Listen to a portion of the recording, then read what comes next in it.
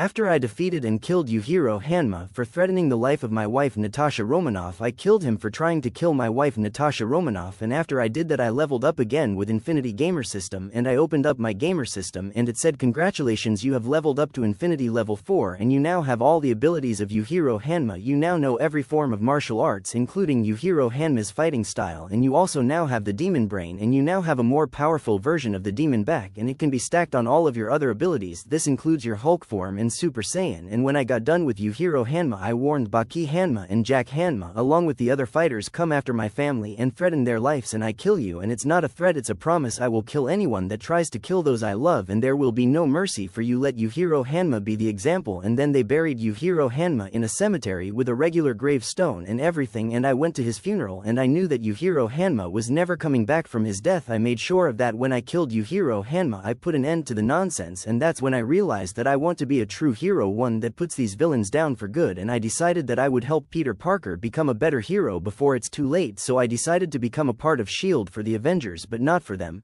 Not for S.H.I.E.L.D. but for everyone else, for innocent people like Peter Parker that didn't deserve anything bad to happen to them in the first place. I decided to be the protector. To be the one to help those that couldn't help themselves. So when I went back to New York City because part of S.H.I.E.L.D. to help protect my wife Natasha Romanoff and her friends in S.H.I.E.L.D., and one day Natasha Romanoff thanked me for saving her life from Yujiro Hanma, and she also thanked me for joining S.H.I.E.L.D. Then after all that, a cascade of events happened. I was sent all around the world with Captain America and Natasha Romanoff until I finally had to go convince Aldrich Killian to be a better person and allow me and Tony Stark to help him improve his extremist serum, and so me and Tony Stark made the extremist serum perfect. And I even helped Tony Stark with all his other projects, and I even decided to help him make the peak health serum and the perfect golden sentry serum.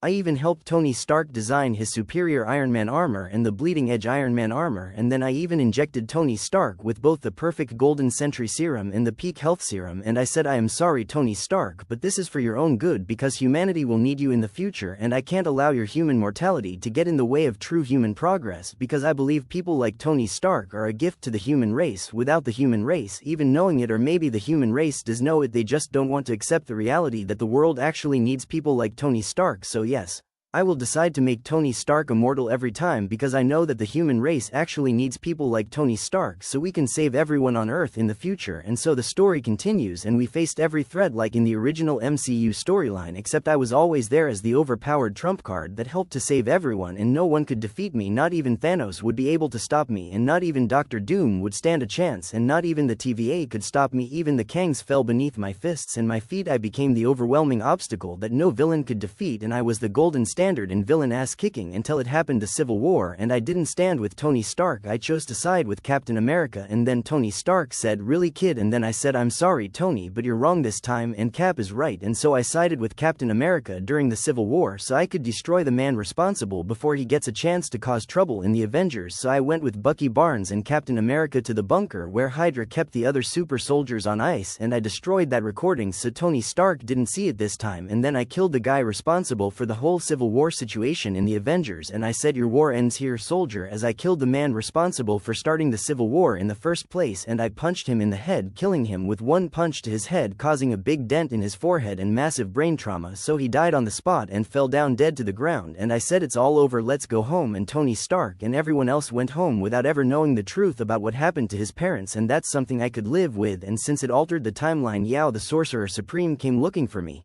So I went with her and she asked me to kill Dormammu.